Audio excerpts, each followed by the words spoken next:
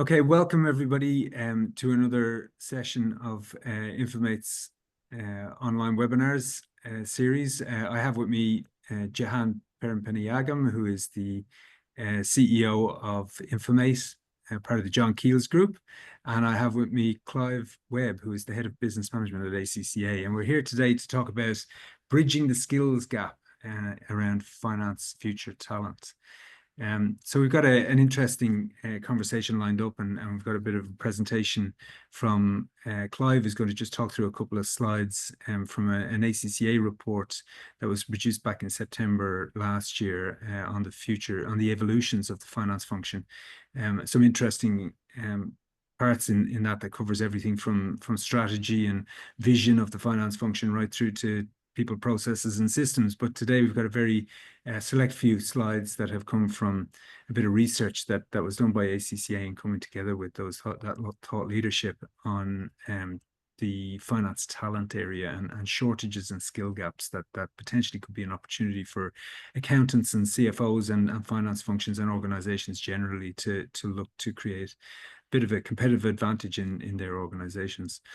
So yeah, we'll kick off with that, Clive, if you don't mind, if you can just introduce yourself and maybe just the background to the report, and then just talk through the first slide, I think, that we talked about in the preparation for this, and we can have a bit of a conversation around that. Okay. And just before we go into that, if anybody's online there and they want to ask a question, just pop it in the chat, and we'll try to get around to them as we do. Okay, thanks, Brendan, and thank you, everybody. As Brendan said, my title is the Head of Business Management in ACCA's Policy and Insights team. So my role is really to look at the future of the finance function, how it's developing, and the issues that the CFO faces, if you like. And by background, I'm a qualified accountant with many years in one of the Big Four. So, as Brendan said, I'm going to show a few slides. Hopefully those will appear now. If Brendan can just give me a nod that they are there. Yes. They are there now, yeah. This has come, as Brendan said, from a report that ACCA published back last September. It was a report developed together with our strategic partners, Chartered Accountants Australia, New Zealand, and also with PwC. And what we wanted to do was look at the long, medium-term journey for the finance function. So where does it need to go out into 2030 and beyond? And really, we came to three key conclusions. The first, that the finance function itself needs to evolve to balance both the long-term view of value creation, so how an organization uses the multiple capitals to deliver value to a multiple set of stakeholders across a longer period of time, because value creation is not an annual process, it's a longer term investment, as well as balancing that with the traditional short-term profit maximization. And within that, you have issues such as sustainability, you have social performance within there as well. So really the finance function becoming the domain of data and the arbiter of performance across the organization, and how that performance is measured both internally and externally. And in order to discharge that role, the function itself needs to become trusted. We live in a world where trust is a very suspect word, I should say. But creating trust in the data, being the source of truth, we've talked for a long time about the one version of truth. That becomes increasingly important, but also moving that more into a predictive and preemptive decision making. And what we mean by that is not necessarily looking in the rearview mirror, but looking forward. And I'll talk about this again in a moment. And being preemptive means having the data available when we need it in as automated a fashion as possible. So how finance works with technology to be able to drive that forwards. And the third conclusion was, this really requires us to embrace new skill sets. And as Brendan said, this is really the topic of conversation here.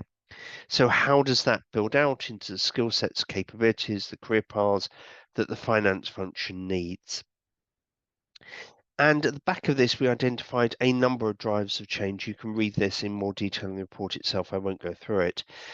But actually, these are all the factors that we boiled down that were really impacting the finance function. So it's not simply a question of things that are to do with finance transformation, the impact of technology, but it's also changing geopolitical risks, that broader view of performance, and the change in organizational purpose.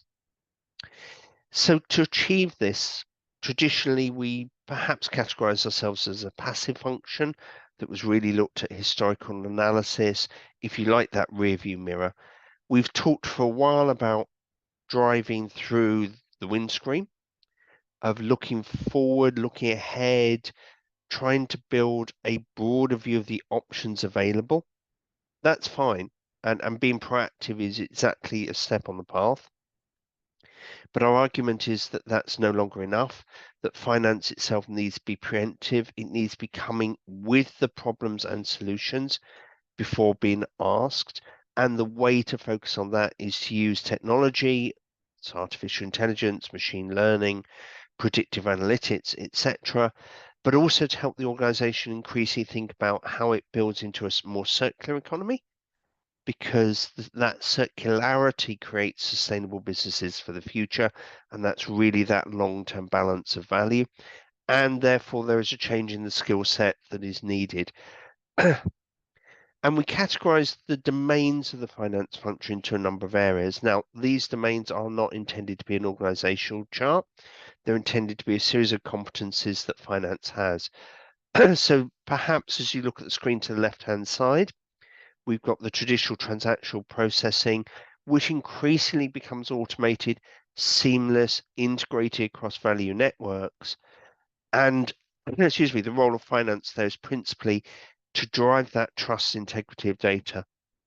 And that data integrity management we bring out later on as well.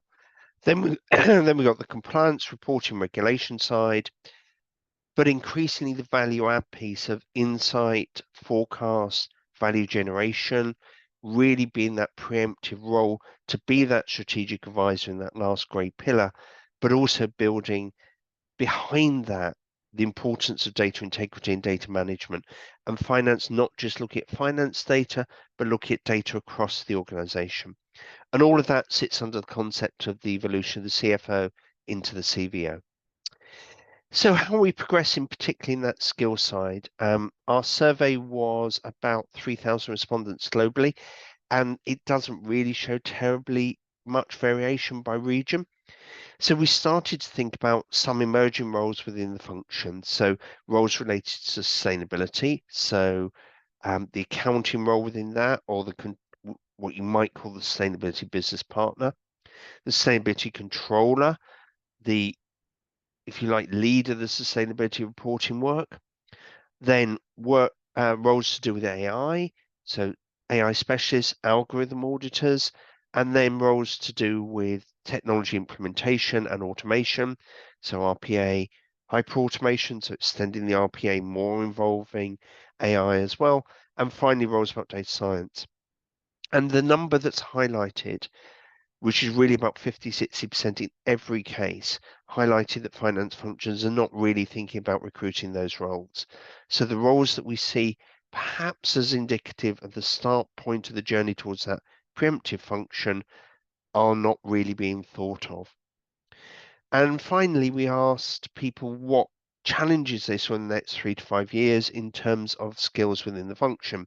Where would be the skill shortages? And rather unsurprisingly, digital, data mining and analytics and sustainability, those emerging areas in finance really come to the fore. So around about 50% in all cases there of organizations saying we aren't going to have skill shortages in those areas. Then we have a second group, round about the 30 to 25 group, which are really about the interpersonal skills. So how do we tell the story? How do we really communicate the output of the finance function? And again, not really upskilling ourselves in the way perhaps we've talked about for a time. The good news being the banking of the more, let's say, routine skills, but equally those being perhaps adapted by automation. We can talk about that in a moment. So, Brendan, those are the key themes of the report. I hope that's a relatively good and quick summary. Yeah, If you fabulous. want to access any of ACCA's insight reports, and really the information behind this is drawn from two reports I've highlighted on screen, then you can find them on our website. They're all free and available to download. So there we go. I hope that was Excellent. useful, Brendan. Absolutely. Thanks, Clive. And just to tell anybody who's listening to this, we've run a number of roundtables and webinars around that report since its launch last September, and the engagement around it has been incredibly high.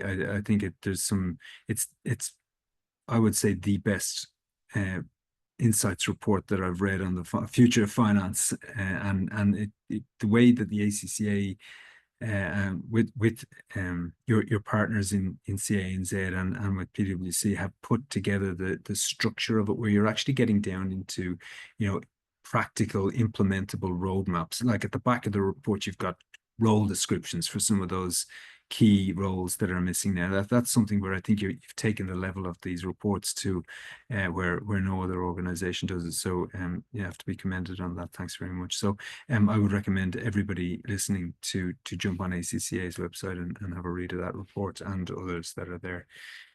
So look, I thought, given the context of the conversation, it's around bridging the skills gap. That's how we've titled it. I thought there's probably three things that we can wrap our conversation around for the next sort of half an hour, 40 minutes. So skills gap, we could dig into what actually is that. You touched off a few of those areas in the slides. You talked about that move from being, more reactive to being more preemptive, and let's get into real specifics around what that means. And then I think the second part is, what does bridging that skills gap actually mean for organizations, for CFOs, and for individual accountants? Where's the opportunity? Maybe also where's the risk of not bridging those skills gaps for you as individuals or as an organization? And then the third part, to go to the point I was making about the roadmap. What is the roadmap? How do you bridge that gap? What are the things you need to do to actually garner those skills and develop them and enhance them to your advantage and the advantage of your organization? So we might wrap it around that. Just to give some context here, and Clive, obviously deep in the research side of this, you've obviously got the background in consulting, and ACCA is a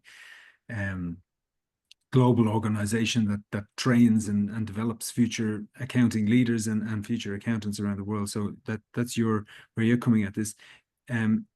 Jehan, would you like to just give a quick minute or 30 seconds on what Infomate does, so that the audience understands what you guys are about, and that's the context of where you'll be contributing to this conversation? Sure. Thank you, Brandon, and thank you, Clive, for that very good summary. So Infomate, we are celebrating our 20th anniversary this year, and we help global companies with talent. Right. So we started off by providing traditional back office BPM services to companies in Australia and UK and several other destinations. But we've now progressed from there, where we are offering a range of services, including the more higher-end management accounting and decision support services, in addition to the more transactional work, the AP, AR, GL. So we work on a variety of platforms, SAP, Oracle, Dynamics, to the smaller softwares like Xero, Sage, Iris, and QuickBooks. We have a team of about 560 people and growing, and we are helping companies around the world with access to world-class talent. You referred to ACC and CIMA. So Sri Lanka has one of the highest pools of UK qualified accountants in the world. So we have strong relationships with ACCA, CIMA, as well as some of the very good Sri Lankan chartered accountancy and other accounting bodies. So that's us, Infomate. Great, Jehan. And I didn't introduce myself at the start of this, so I might as well give myself a little bit of a background check here. So I've got a foot kind of in both camps. So I've been involved with ACCA quite actively for about 20 years.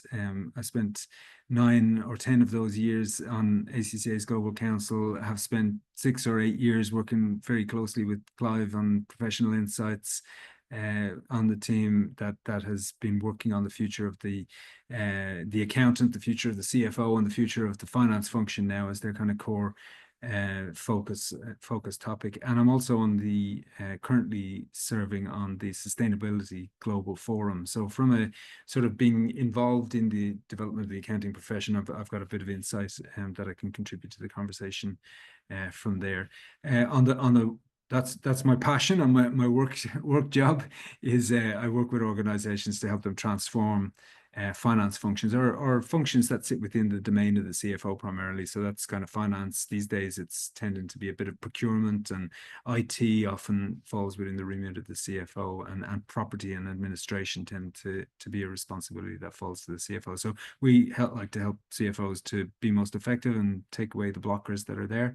I've also helped with implementing outsourcing and offshoring solutions, which is actually how I got to meet Jehan 10 years ago, and him being very heavily involved with ACCA. That's how the triangulation comes about, and sort of testimony to the ACCA network around the world that it's not just about training future accountants, it's also about building business relationships, and that's been very successful over that time. I'm just, the screen has Jehan on full blast there. I'm not sure if that's intentional, just to take it from there. If we can get everybody on a Brady Bunch view of the world from now, and we can have that conversation with the four of our faces on it, that might help. But look, I'll kick off with the conversation, and we can let the technical guys do their work in the background. So let's get into the sessions there. So skills gap, what does that mean, and how do we bridge the gap? They're the kind of the context of the conversation. So I'll throw it over to Clive just quickly to talk about that concept of preemptive, because we talked about moving from reactive to preemptive, and you talked about coming with options and solutions, having that future focus, anticipating problems. I presume is where they go. So just expand on that concept of what that future accountant mindset should be like, because it goes across not just the business partnering roles. It's also sitting within your kind of reporting and compliance layer. It's also sitting within the transaction processing layer, right? So help me understand that a bit more. Well, I think to your point, Brendon, if you see any of those layers, if you like, as silos, then the function itself has got itself a series of challenges. So what we increasingly start to talk about is, if you like, the unification, the integration of teams to solve problems, and this concept of agility in problem solving. So traditionally, a finance function was set up to, if you like, record transactions, report those transactions, and typically produce management accounts, let's say about a month in arrears. That doesn't work anymore. The world is too fast. The changes that we see in the world need to be dealt with now rather than yesterday. And in fact, they need to be dealt with ahead of the risk crystallizing. So the link to risk management within the organization is also absolutely vital.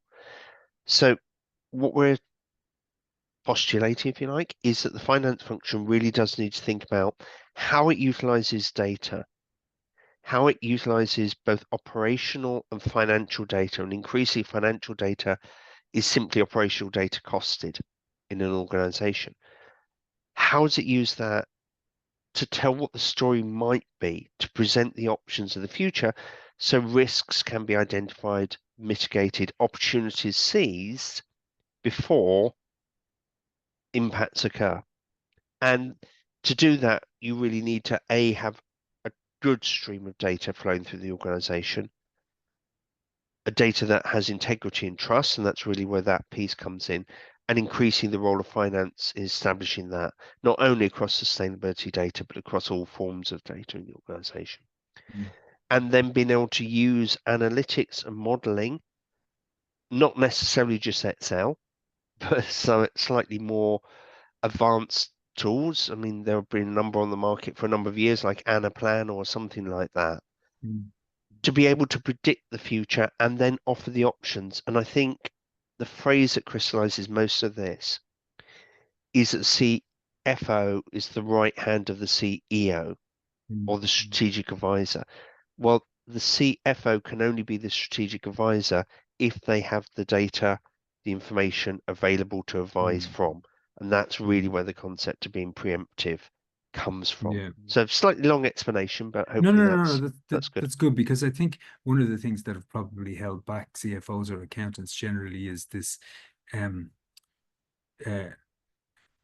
going to call it the introverted perfectionism in a way, where they're afraid to make a commitment because they don't have all the data. They don't have all the evidence to be able to support a position, let's say. Whereas people on the more exuberant side of business, where salespeople, marketing people, for instance, without casting any aspersions on them, tend to be a little bit more comfortable, let's say, in not having the full set of facts in front of them. Yes. And so what I think this is leading to is there's an opportunity now. So here's the thing. Nobody can say that we don't have enough data, right? There's loads of data. True. So the question is, there's an opportunity now to take data and to structure that data in a way for your business to help you to make more preemptive, predictive, anticipatory type of advice and decision making. Right. So that's the underpinning of this. So therefore, you've got the tools, you've got the data, there's no excuse. You now need to step up and be able to use that. And then to the slide that you talked about in the middle there, you talked about the more softer skills, there's the communications and the understanding of the business partnering skills, storytelling, all those kind of things need to step up as well. So I think that's a really nice way just to package that off in where I think that skill set is. So I'm going to ask Jehan a question here, because I think this is you kind of have an opportunity at the coal face of where organizations are transforming in the position that you play in Infomate. So I'll contextualize that.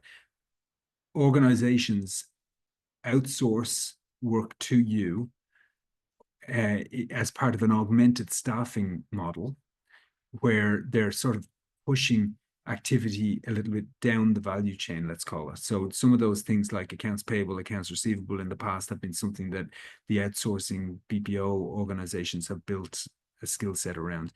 But I think it's becoming, and you take it from here, it's becoming more important for your clients that they can see a skill set in you of being able to critique their processes, improve their processes, make suggestions on how to automate. So maybe just take that off. How do you see the world playing out in that space?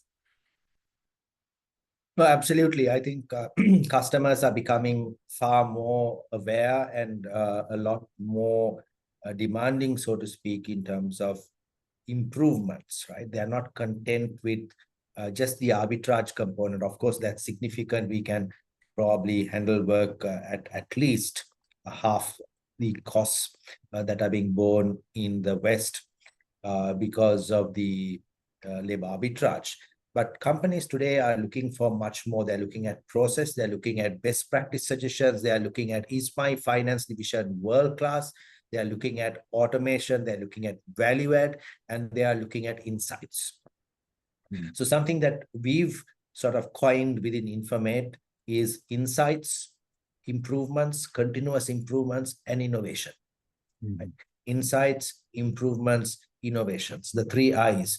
And that's what we are now striving to give as value additions to our customers.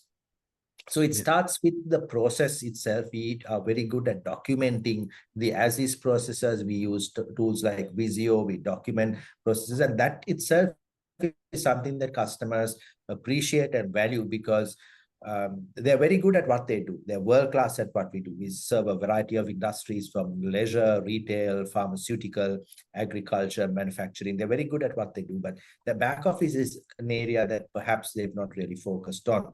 So one CFO was telling me, for the first time, he has a very good set of documentation that tells him everything that's happening in his division.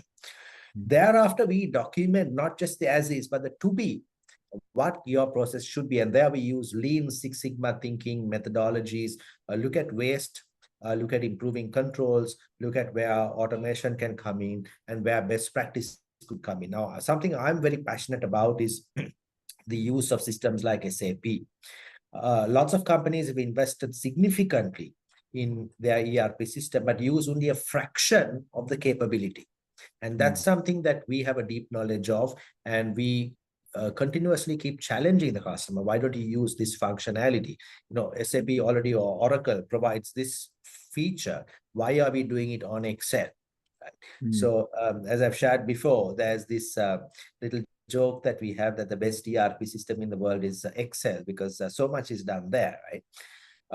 So that's the value addition that we give. And now we are increasingly going up the value chain. Our customers are asking for management reporting competency. We've just had one of our customers, he's an ACCA as well, Clive, down from Coventry in the UK. We are helping him with some ACCA resources here who are serving his accounts, and he wants people with production accounts and tax.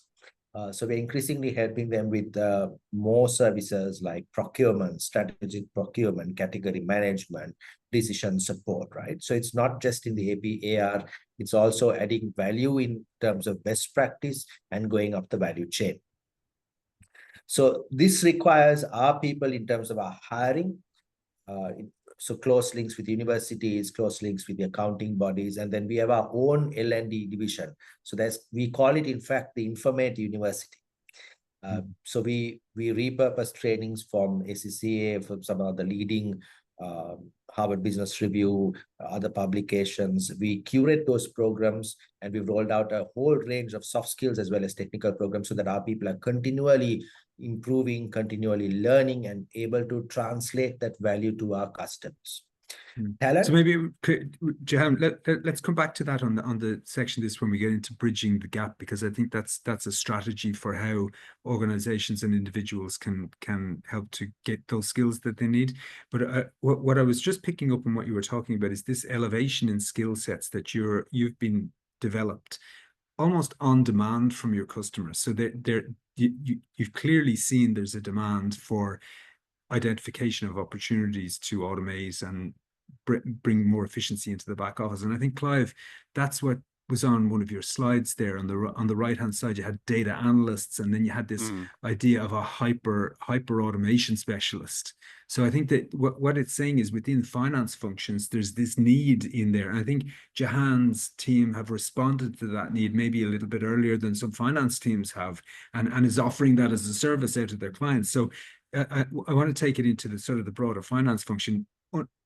And sorry, just to be clear on this, like I would say Jehan's clients sees Jehan's Infomate team as part of their team. The best CFOs see that augmented offshore team as part of their team. They want to be. In fact, I know in Infomate and in other BPO organizations that have been involved with it, they often wear the client's polo tops, and they've got a section of the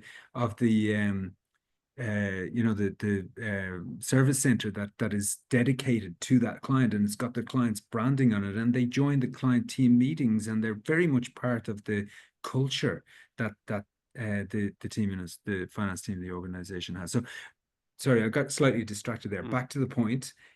Finance functions need to develop these skills, and it seems to be starting at that level of data analysts, hyper automation specialists. You're talking about other skills now that are coming down the path: algorithm auditors, sustainability reporters. So let's get into a little bit detail of the specific role types that are emerging and that maybe client organizations need to think about. Okay, I step back a little bit and let's look at the trend of where these things are going. Increasingly, the transactional processing will be automated either through processes like e-invoicing, which you're starting to see being discussed very heavily in Europe, and the UK is already very prevalent in East Africa, for example. So that traditional role of accounts payable, accounts receivable becomes increasingly automated as a data flow. So in the report, we highlight the implication of that, moving those roles up into data integrity roles. So how are you certain that the transactions have integrity? Yes, there are the protocols to make sure that the nuts and bolts work, but you're then saying, well, actually, how does that impact my understanding of what is going on through that transaction process. How do I root cause some of the problems that you inevitably get? So that is scaling up the APAR roles into more data supportive, data interrogation type roles. Keep going up the chain, that sense of scaling up skills in data, but then, as you said earlier on, Brendon, communicating that data, communicating the output, because data is one thing, information is something different. And how do you therefore tell the story? In order to do that, you need to understand where the data comes from, but also then to put the business acumen, as you just described, and the interpretation, the analysis, and all those softer skills around it. The storytelling is the phrase frequently used, to be able to influence decisions. And that really has to be the way finances think of itself across this value network. How do I support decision making in the organization at a time when decision making increasingly needs to be more rapid? So it's a series of almost cascading upskillings. And I think if people aren't on that journey, if finance leaders aren't thinking about that journey, there is a risk that they will be overtaken by each of those stages. Now, to your other point, the one thing we do at set totally in the report is that every finance team can't be the master of every single trade, if you like. And that's where the role of people like Jehan and his team become vitally important, because you do need specialists in sustainability and sustainability reporting. And most SMEs, medium-sized organizations, are not going to be able to invest at this stage in the necessary skill set. So how do you do it? Well, you find somebody that can help you in some kind of model, such as Sheehan's model. But that doesn't mean you don't need to understand the interpretation of it at the top level. Yeah. Yeah, so understanding what's going on in the black box in order to Yeah, be able to provide meaningful information to support your that decisions. classic Absolutely. computer phrase that you and I are probably very, very familiar with, the garbage in, garbage out, Yeah. classically still applies. Yeah, I always starting to get scary now how long ago this happened. But when I started working, we used to do payroll on manual tax deduction cards. So there Yeah. was like an A3 cardboard with 52 weeks on it, and we used to have all the calculation across, and we used to write it in pencil, and you'd rub it out like that. It was 35 years ago now at this stage, but there you go. I'm really showing my age. You touched off, you got right into this second area that I think we want to talk about here, which is you were kind of touching off the consequences and the opportunities there for organizations to skill up to lean into this, and I think I'd like to just keep that conversation going. I love the way you talked about finance people have to become influencers, because that in the past they've been service providers. They've been worse than that. They've been bean counters. I've heard them being referred to as the sales prevention unit, right? So I think having that name of influencer associated with is really strong. It sort of elevates the role of finance in an organization to be not controlling so much as guiding, and not so much directing as influencing. And I think that's I really like that space, because I think that gives it gives the ability for the organization to be flexible and innovative if you've got that kind of mentoring guidance beside you rather than a controlling, directing, preventing unit. So I really like that stuff. So maybe let's talk about the opportunity and maybe the consequences of not leaning into this. So yeah, help me understand what organizations, maybe have you got examples of organizations that are actually leaning into this, where you could say this is Yes, although naturally any organization varies.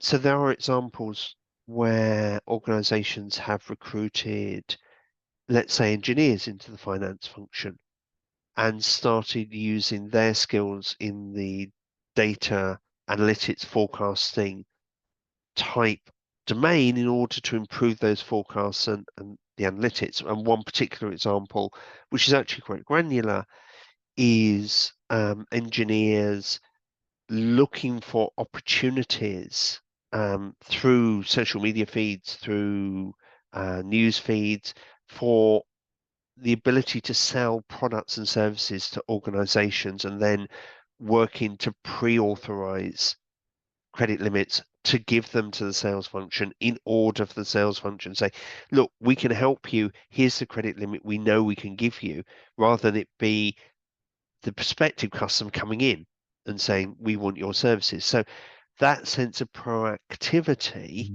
using skill sets, using finance data, but also using companion skills becomes actually quite important. That's a good example of a very granular level of being preemptive. But it's also a really good example of understanding your customer and Correct. not only your customer, but your customer's customer. Like you're Yep. starting to understand who we're here to provide value to. And I think that's a really important thing for finance folk to get into their head. And we've done exercises with finance teams over the years where you use the value proposition canvas to do that. So what's keeping your customer awake at night?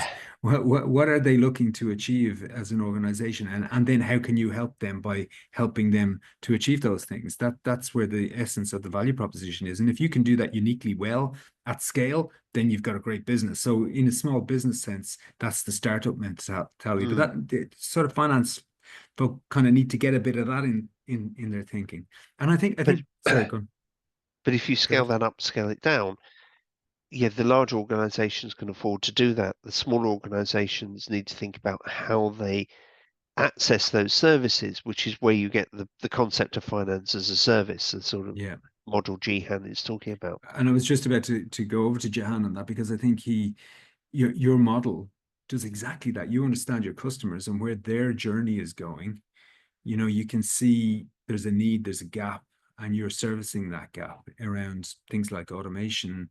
And you're talking about getting into the sort of higher levels of management accounting and allowing their teams to rise up the value chain themselves. But what you're also doing, which I really like from what you just said, is you're branching out of the finance silo into procurement and other areas of the business. That's really interesting. Now you're bringing your IT, procurement, finance hats together. That's a powerful combination of skill sets. So yeah, let's talk about the opportunity that comes from that you see it in your client organizations. Well, absolutely. I was in the UK a few months ago and in Australia before that, had many conversations with CFOs. And one theme that keeps emerging repeatedly is talent. And what a challenge getting the right talent into the organizations is. As I just said, we had someone from Coventry over, and he was saying, it's always a problem. And that's going to become worse in coming months with some of the employment changes in the UK, rising costs. So I am a strong believer, and something that COVID taught us, that you can collaborate across boundaries, right? You can work across boundaries, you can access talent from anywhere in the world, and people are now more comfortable with that idea. So when you have talent challenges in one area, and another thing that I feel very passionate and very strongly about is that there is, like Clive was saying, there's so much to be done now, so much expected from the CFO and the senior leadership in terms of predictive analysis, in terms of forecasting, increasingly complex accounting standards and compliance requirements, from ESG to so many other compliance requirements. So your onshore team should really focus on what brings the most value to the company and to the CEO. The CFO is now the principal advisor to the business. So they need that headspace. They need that time to be able to focus on the whole component of finance business partnering, on advisory services, on predictive analysis. And now Clive used a very nice term of the chief value officer. I had another good one, the chief future officer, the CFO. Right? Someone who would paint the picture of the future, model different scenarios. Now, when you have that type of a requirement, and that's where finance people would like to be part of, focusing on the analytics. They don't really want to be bothered with the more transactional work. They don't want to be bothered. They want to have clean data coming, right? Your comment about garbage in, garbage out, it's so important because today we are talking of AI, data science, all of that works given you have clean, organized, structured data, right? So that's where we can help companies take care of all the routine, more repetitive functions, take care of some of the more routine activities, and give companies that headspace and give them the room to focus on what's really important. You triggered a couple of thoughts in my head, but I was recalling a conversation I was having around the time, it was with a CFO, it was around the time that CEOs were starting to, let's say, encourage their staff to come back to the office 4 or 5 days a week, right? And there was every excuse out of this that you can imagine was coming from staff to say why they couldn't, because they've rearranged their lives effectively because of COVID to be, I don't know, in a remoter part of the country, or because they now had care services, they were looking after their kids at home, whatever. There was a reasons for why it was difficult for them to come back into the office for 5 days a week. And anyway, the conversation jokingly went around, get them to write out their job description and to say why all of their tasks that they do can be done remotely, to justify the fact that they can do the job from home, and then take it and offshore it and save yourself 60%. Now, it was joking over a beer, but the principle behind that is interesting, because what it potentially allows you to do is to seriously embrace offshore as a resourcing option, access global talent pools, like what you're talking about, Jehan, access a broader skill set, and then create capacity in your onshore team to be able to do higher value work. Whether they do it at home or they do it in the office is not the issue there, but it actually gives you that exercise of maybe just thinking about what could be done remotely. If it can be done at home, why couldn't it be done in Sri Lanka or Philippines or wherever you want to go? Like there's options there that you should look at. So that was an interesting brain thought that went through my head when you were talking there, because increasingly there are tasks and activities up the value chain that the likes of Infomate can take on very credibly. And if somebody can do it at home, or somebody can do it, it can be done remotely too. I think I lost my train of thought and what the other thing was. I was so impressed with myself with that train of thought, but I'll skip over that. I think let's move on. I'm conscious with time that we're at quarter past the hour here, and we've only got 15 minutes, and I'm keen to make sure that we cover off the idea of bridging the gap. How do you as individuals, how do you as CFOs or as organizations help to bridge that gap? And in the preparation for this session, Jehan, we were talking about, the standard challenges that any organization has with attracting the right talent, retaining talent, creating motivated staff with career paths, those kind of things, remunerating them effectively, managing them. Increasingly regulation is impacting how and who and where you hire people. So there's all of those challenges, but I think let's talk about the skills here primarily, and you touched off it earlier on, some of the strategies that you have in Infomate about how to provide people with the skills, the hard skills and the softer skills. So maybe just go back to that point and tell us a little bit more about that learning environment. So first of all, if companies don't fulfill their skill gap, they're going to be faced with risks, right? They're going to be faced with the risks of a board and a CEO which is not properly advised. They're going to have compliance risks where they're not really meeting all of the requirements. There is a risk of missed opportunities, and ultimately a suboptimal finance division. And a suboptimal future, because that advice is so important to the future of the business. And in today's very volatile situation, not having the right skills is a significant risk to the business. Now, how we ensure that we keep up with the skill requirements is, number one, is our relationship with all of the educational bodies. So we are an ACCA approved employer. We also are a CIMA training partners. We have access to the recruitment channels as well as a lot of the other knowledge base. Then we have our own learning and development training arm. We have a fully equipped training lab where there's continuous training happening. So we encourage all of our staff to, on a continuous basis, upskill, learn new skills. And that's something that our staff really value. In fact, we did a Great Place to Work survey. And one of the things that the employees ranked as the top two was the training and the development opportunities that they got from the company. So it helps with retention, it helps with staff growth, it helps with promotion, and it helps better serve our customers. So our own L&D division, we have lots of programs, and now we are trying to equip our entire pool with skills like artificial intelligence, automation, and ERP best practices, so that they are equipped for the new wave. I was talking to someone from Deloitte, and he says the world has not really fully woken up to the seismic impact AI is going to have on everything that we do. Right. So we've been here before.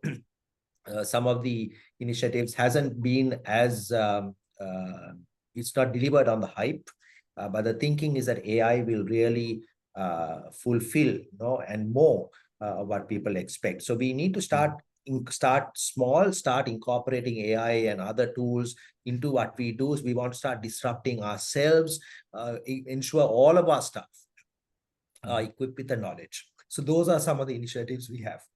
Yeah, that's great. Just on the AI thing, I think there's a bit of a I think the ability to increase personal productivity with AI tools is absolutely right here, right now. I think if you're not making significant productivity improvements on your own work through the use of Copilot or ChatGPT or some of the other tools, then you're missing out, I think, is probably a basic comment on that. But I think at scale, there's probably a little bit of way to go. That I think the infrastructure, my understanding of it is that the infrastructure isn't quite there yet to be able to really do the things that will be coming and will create that massive disruption in the next sort of 3 to 5 year time frame. But it's not quite there yet. But certainly at a personal productivity improvement level, it's definitely there. Clive, can I just jump over to you? So Jehan was talking about some of those learning strategies and tools that they have internally within their organization. Let's just go more broadly for me a bit and help me understand maybe what's coming through the reports, particularly in ACCA, but other things that you're seeing in your conversations about with CFOs and other people around the career paths. Like where are they getting their learnings from? Where are they getting the expertise? How are they developing? And how are organizations supporting that? Maybe that would be really helpful. Any of the insights out of the report would help. Right.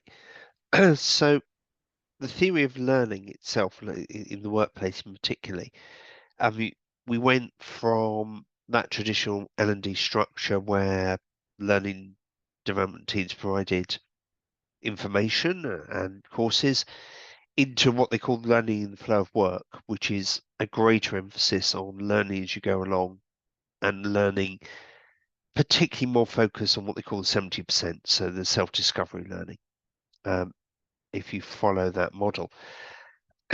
So that's where we sort of are. Where we probably start to go is what they call hyper-personalized learning. So this is you being able to access learning that is increasingly specific to you.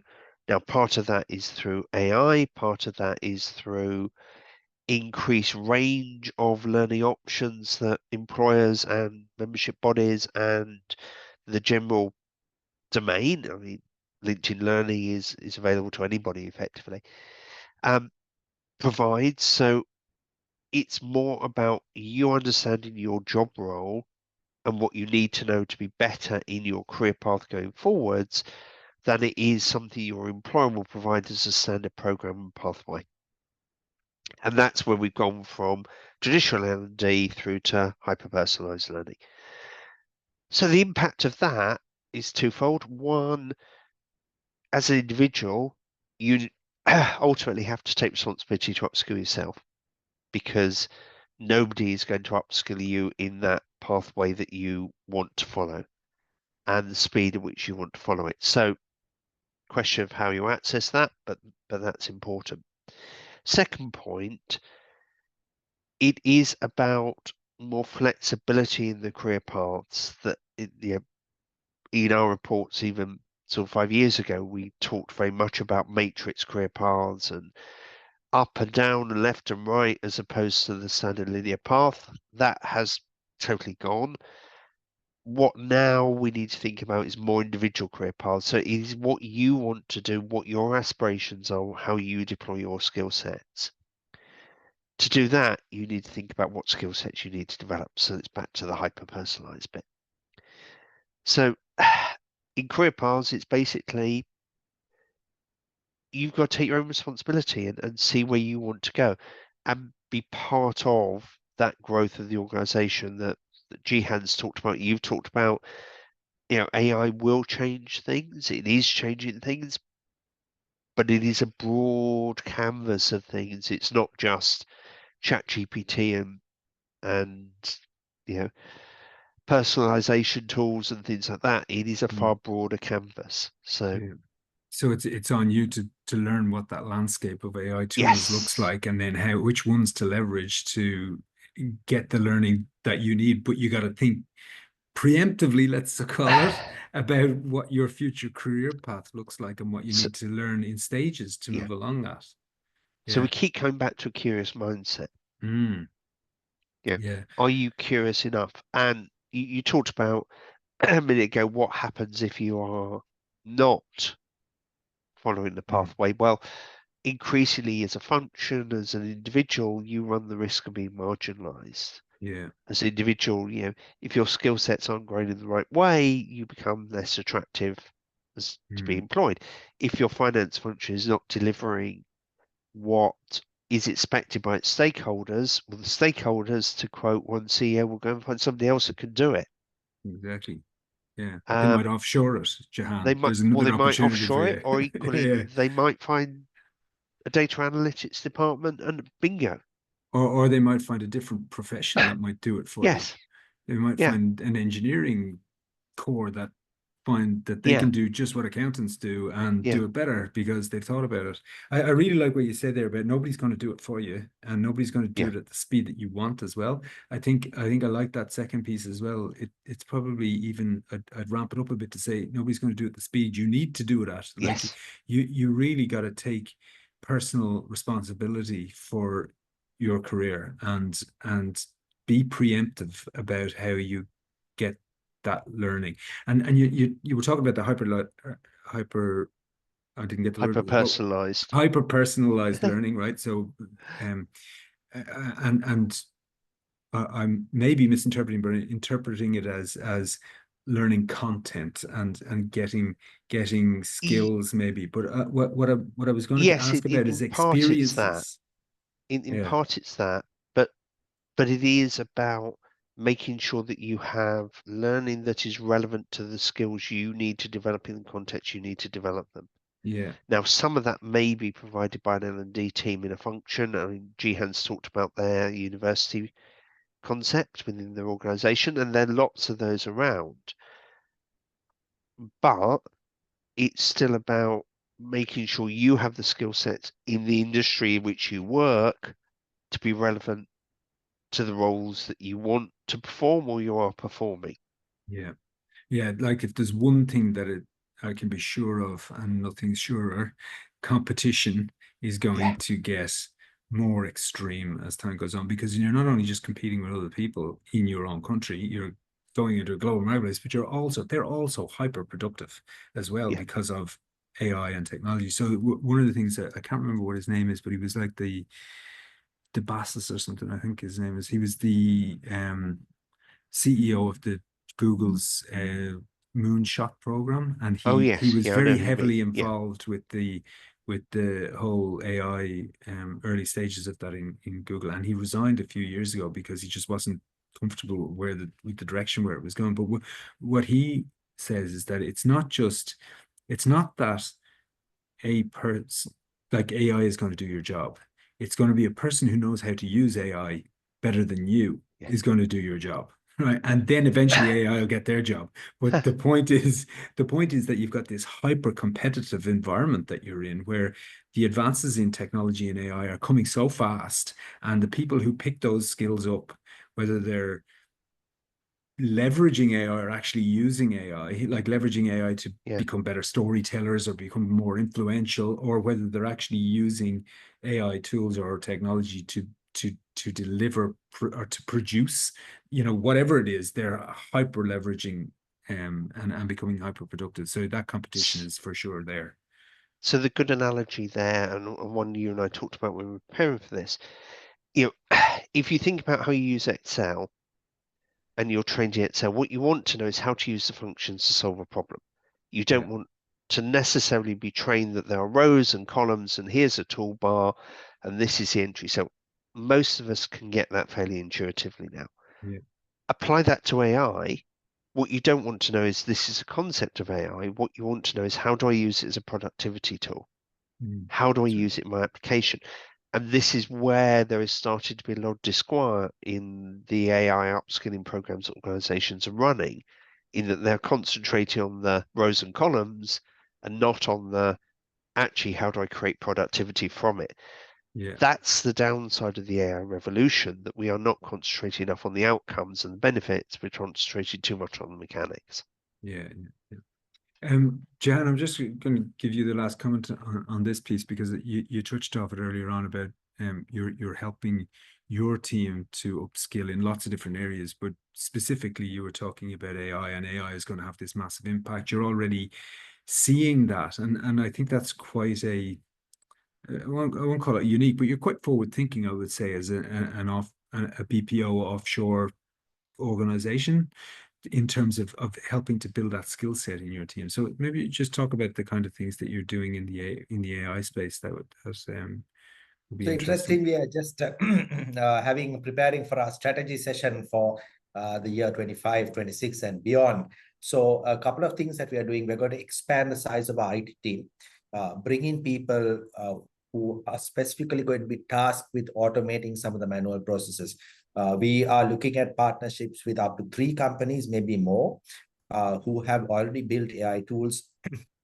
There are some levels of competencies, but we also recognize there are some competencies we don't have internally. So we are working with partners who can bring in some of those capabilities. So some of the things that we'll be focusing on is looking at computer vision, where, for instance, some of the manual tasks that are done in our quality checks could be automated, looking at automating workflows, and then the combination of RPA and AI. Today, a few years ago, it was all about RPA, UiPath, and so on. Today, we are having powerful integration of those technologies. So to automate some of the manual functions. So those are what we are prioritizing. We just had the AI summit, the Slascom AI summit a few months ago. A lot of international speakers from Deloitte and so many others. And what they're encouraging is start small, but start getting your hands involved, right? Take mini projects. Don't look at massive projects just yet. Take mini projects, trial it, build confidence, and then expand it, right? So it's a very iterative process. It's sort of very quick processes that you take, adopt technology, work with partners. That's our approach. Yeah, that's great. And I think that's a great principle to have in lots of different areas of learning and development. I think start small, build on it, start stacking your skills, and maybe looking to areas that you are uncomfortable with and start adding them on to your core accounting qualification or skill set and become more valuable in that context because you're doubling up on those skill sets a little bit. So yeah, look, this has been a great conversation. Really thank you guys for your forthright and interesting, insightful inputs in there. So just to everybody who's listening there, if you want to get in touch with any Jehan, Clive, or myself, we're on LinkedIn. Feel free to reach out. I'm sure we'll connect and continue the conversation offline if you want. I would encourage people to go, as I said, to ACCA's website. That's acccaglobal.com. And particularly if you can navigate to the professional insights area, you'll get right into Clive's world in there, particularly around the future of the accountant. Some amazing content comes out that, and it's a serious production line these days in terms of the quality and volume of good quality content that's coming out of that. And then yeah, if you want to get in touch with or find out more about Infomate, go to Jehan. I'm going to ask you to say the website because I know I'll get it wrong if I don't. www.infomateworld.com. Excellent. Infomateworld.com. Excellent. And as I said, reach out by LinkedIn and connect. And yeah, we look forward to seeing you all next time around. Thanks, everyone. Thank you, Brendon. Thank you. Thank you, everyone. Bye-bye. Thanks, guys.